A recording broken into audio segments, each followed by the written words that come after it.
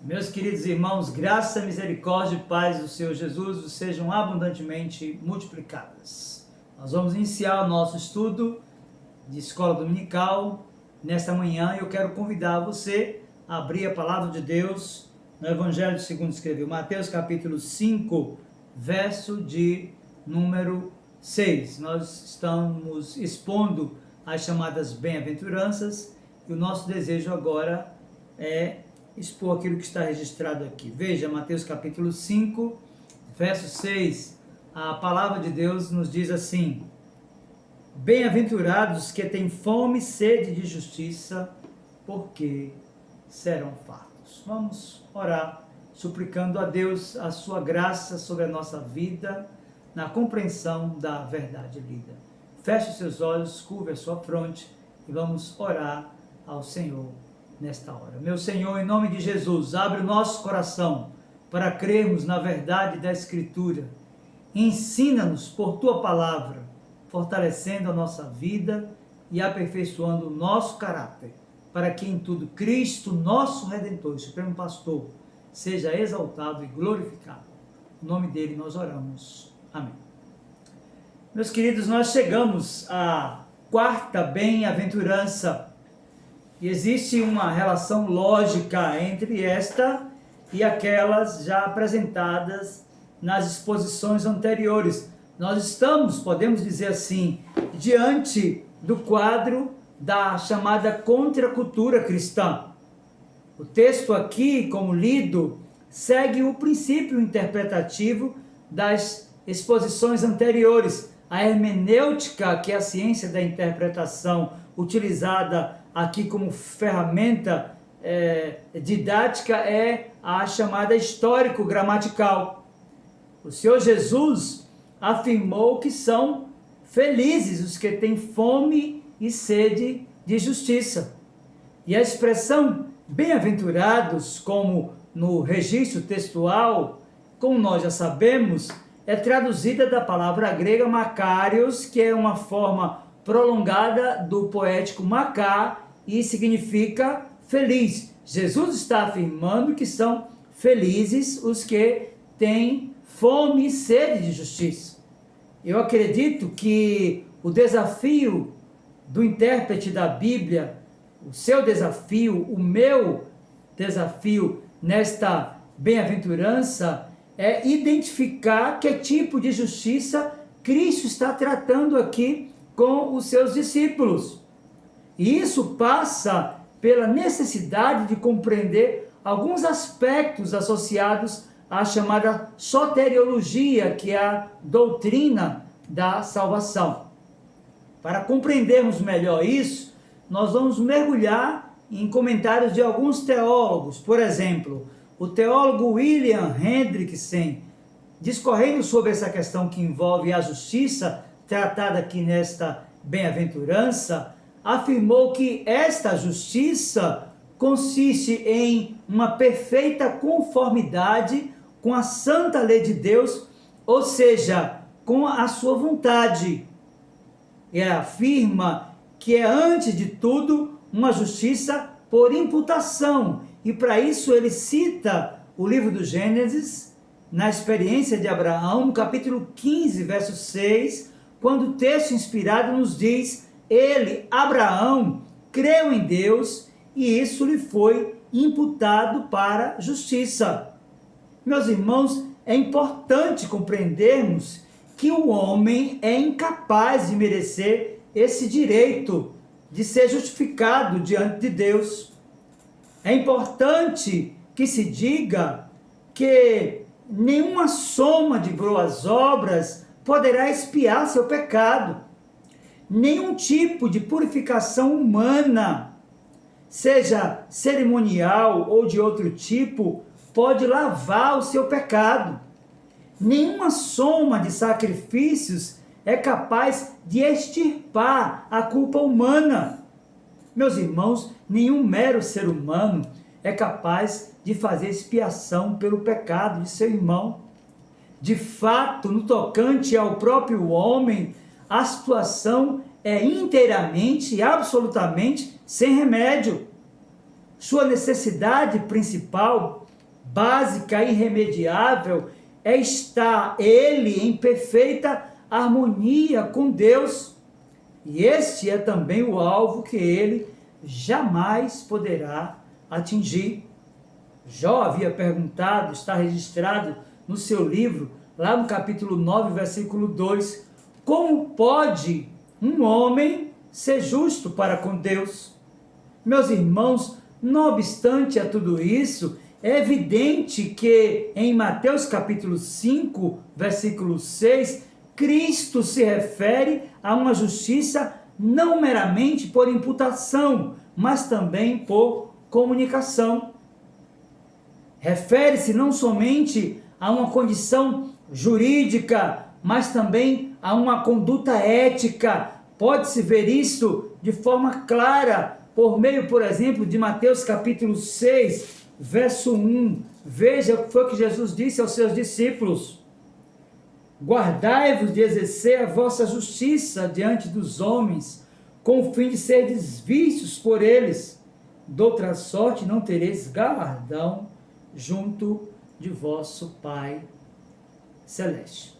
Então é importante, no início desse estudo de escola dominical, compreendermos que as duas justiças mencionadas aqui são inseparáveis. Embora seja impossível que as boas obras justifiquem alguém, é igualmente impossível que uma pessoa justificada possa viver sem praticar as chamadas boas obras. O termo justiça, na forma utilizada pelo Senhor Jesus Cristo e registrada aqui por Mateus no seu Evangelho, capítulo de número 5, verso de número 6, é, portanto, muito abrangente. Envolve tanto a de caráter forense como a de caráter ético. Meus queridos, a ideia é que esta justiça envolve tanto o aspecto passivo como o aspecto ativo. No passivo, o homem é objeto do amor de Cristo, que ele imputa a sua justiça, tornando esse homem justo aos seus próprios olhos. No aspecto ativo, o homem exerce o seu papel na aliança de tal forma que seus valores éticos passam a anunciar o reino do nosso Senhor Jesus Cristo. Então, perceba que essas duas justiças, elas caminham juntas. Tanto a justiça do ponto de vista forense, que é a justiça por imputação, como o aspecto ético que deriva da primeira. Para Matthew Henry, a justiça está aqui colocada por todas as bênçãos espirituais. Estas são compradas para nós pela justiça de Cristo e confirmadas pela fidelidade de Deus. Nossos desejos de bênçãos espirituais devem ser fervorosos. Embora todos os desejos de graça não são graça, contudo, um desejo como esse é um desejo dos que são criados por Deus e Ele não abandonará a obra em suas mãos. Ou seja, essa ideia de justiça imputada aqui é algo que o homem, por suas obras, por sua capacidade, não pode adquirir, mas como objeto da passiva, ele é objeto da ação daquele que, por seu sacrifício substitutivo, pode justificar o pecador. Veja, para Matthew Henry, a justiça está aqui colocada por todas as bênçãos espirituais. E isso é suficiente para nós. Nós sabemos que por nós mesmos não podemos alcançá-la. E é importante, então, diante disso, percebermos o que o comentário bíblico Vida Nova traz como ensino acerca da definição dessa justiça. Ora, o comentário bíblico Vida Nova diz que os que têm fome e sede de justiça são os que, por ansiarem por ver o triunfo final de Deus sobre o mal e o seu reino plenamente estabelecido, anseiam também por fazer eles próprios o que é justo e reto. Todos eles têm a crescente satisfação de saber que estão avançando e não bloqueando os propósitos de Deus. Então percebam que há uma harmonia entre o aspecto ético dessa justiça, o desejo que o cristão tem de vivê-la plenamente, e a manifestação da graça na justiça por imputação, quando o pecador, sem a capacidade de adquirir aquilo que Cristo lhe oferece, e como objeto da passiva, se tornou na eternidade e na dispensação da plenitude do tempo, o alvo do amor de Deus que o justificou dos seus pecados. Para Barclay, o que esta bem-aventurança ensina é que não basta satisfazer-se com uma justiça parcial. Daí ele afirmar que é bem-aventurado aquele que tem fome e sede de uma justiça total. Para ele, não basta a conduta moral impecável, sem compaixão, nem a mais apaixonada solidariedade humana sem uma vida reta. De maneira que a tradução da quarta bem-aventurança seria mais ou menos assim: quão feliz é o homem que deseja a justiça total, do mesmo modo com o que tem fome, deseja alimento, o que morre de sede deseja bebida, porque este receberá a satisfação plena do seu desejo. Meus queridos, após compreendermos os aspectos da justiça mencionada pelo Senhor Jesus, é necessário entender também quais os benefícios dos que têm fome e sede desse princípio. Veja, o Senhor Jesus disse: bem-aventurados os que têm fome e sede de justiça, porque serão fartos. Interpretando a palavra serão fartos ou serão plenamente cheios, Hendrickson afirma que isto ocorrerá pela imputação da justiça de Cristo ao pecador. Daí ele dizer: assim obtemos uma justiça de condição, pela obra santificadora do Espírito Santo. Assim obtemos uma justiça de condição interior e conduta exterior. Estas duas justiças, disse o teólogo, são inseparáveis. Ou seja, aqueles por quem Cristo morreu são santificados pelo Espírito Santo. Portanto, aqueles cujos pecados são perdoados oferecem sacrifícios de ações de graça. O que me chama a atenção dentro desse aspecto que envolve a justiça trabalhada aqui pelo Senhor Jesus, em Mateus capítulo 5, verso 6, quando ele diz que são bem-aventurados ou felizes que têm fome de justiça, é o comentário de João Calvino sobre a passagem. O reformador disse assim: o que ele, referindo-se ao Senhor Jesus, realmente quis dizer é que os filhos de Deus não somente terão fome e sede, ou seja, oprimidos, privados de ajuda e conforto, mas que eles terão o direito ao seu lado, visto que não deram a ninguém causa para serem machucados, e não procurarão privilégios especiais ou favores por não terem prejudicado ninguém. Eles não tentam ganhar sua causa por meio ilícitos. Tudo o que pedem é que sejam tratados com igualdade e que não sejam perseguidos sem causa. Eles têm todo o direito de se sentir dessa forma, mas o seu desejo não será atendido fácil ou imediatamente, disse o reformador. O quão miseráveis e infelizes eles seriam se não fosse a promessa dada aqui, de que eles serão plenamente satisfeitos. E embora Ele permita que nós soframos tais aflições, mesmo quando estamos certos, nós não devemos ceder à tristeza, desespero ou ao próprio pânico cego. Nós devemos manter uma firme expectativa de que, no final, Ele irá suprir todas as nossas necessidades. Esta é a outra lição que o nosso texto ensina, disse o reformador.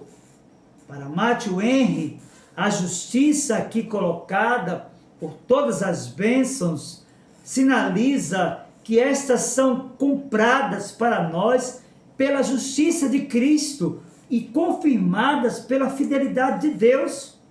Nossos desejos de bênçãos espirituais devem ser fervorosos. Embora todos os desejos de graça não são graça, contudo, um desejo como este é um desejo dos que são criados por Deus e Ele não abandonará a obra de suas mãos. Meus queridos, de fato, o Sermão do Monte é perfeitamente definido por John Stott no comentário ao Sermão do Monte como a contracultura cristã. Foi ele que afirmou que cada passo conduz ao seguinte e pressupõe o anterior. Iniciando, temos de ser humildes de espírito, reconhecendo nossa completa e total falência espiritual diante de Deus. Depois, temos de chorar por causa disto, por causa dos nossos pecados, sim, por causa do nosso pecado e da morte do mundo. Terceiro, temos de ser mansos, humildes e gentis para com os outros, permitindo que nossa pobreza espiritual, confessada e chorada, condicione o nosso comportamento em relação a eles, também para com Deus. E quarto, temos de ter fome e sede de justiça, como registrou Mateus: bem-aventurados que têm fome e sede de justiça, porque serão fartos. Meus queridos, de fato, nós precisamos de compreender que o Sermão do Monte é efetivamente uma contracultura cristã. E diante do que vimos até aqui, resta-nos a consciência de que estamos diante de um grande desafio. Nós vivemos dias confusos e nebulosos no que tange a ética em nosso país, e isso não está restrito à grande maioria dos políticos apenas, mas se estende a toda a sociedade. A corrupção, meu querido irmão, infectou todo o país. Falar em fome e sede de justiça no atual cenário é de fato motivo de piada da parte de muitos.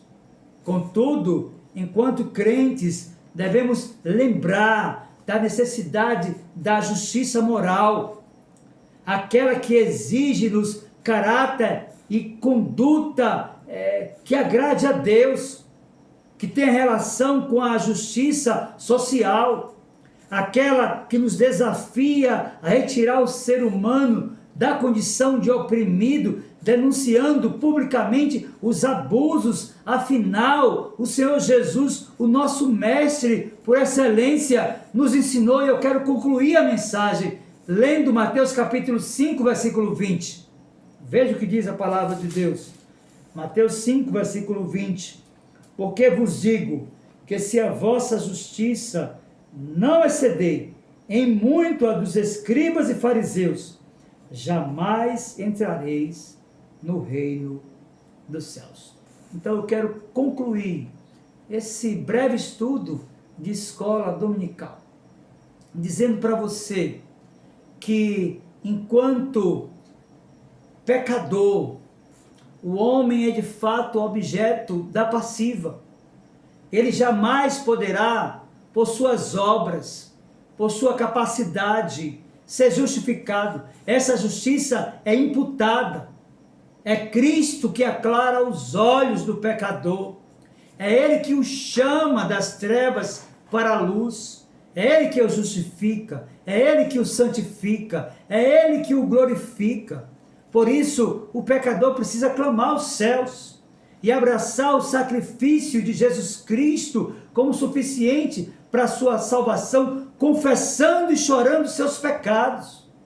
Contudo, meus queridos irmãos, após aliançados pela graça bendita do nosso bondoso Deus, vinculados a Ele por meio de Cristo, nós precisamos de exercer a nossa justiça, e ela deve exceder em muito a justiça dos escribas e fariseus, porque se não for assim, nós não entraremos no reino do nosso Senhor Jesus Cristo.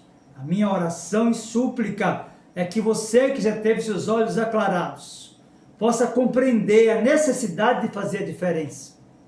E para você que ainda não fez uma aliança com Deus por meio de Jesus Cristo, clame aos céus e suplique a Deus que impute no seu interior a justiça adquirida pelo sacrifício substitutivo de Jesus na cruz do Calvário. Eu quero orar com você e por você agora, encerrando esta mensagem devocional da nossa escola dominical. Feche seus olhos e nós vamos orar ao Senhor.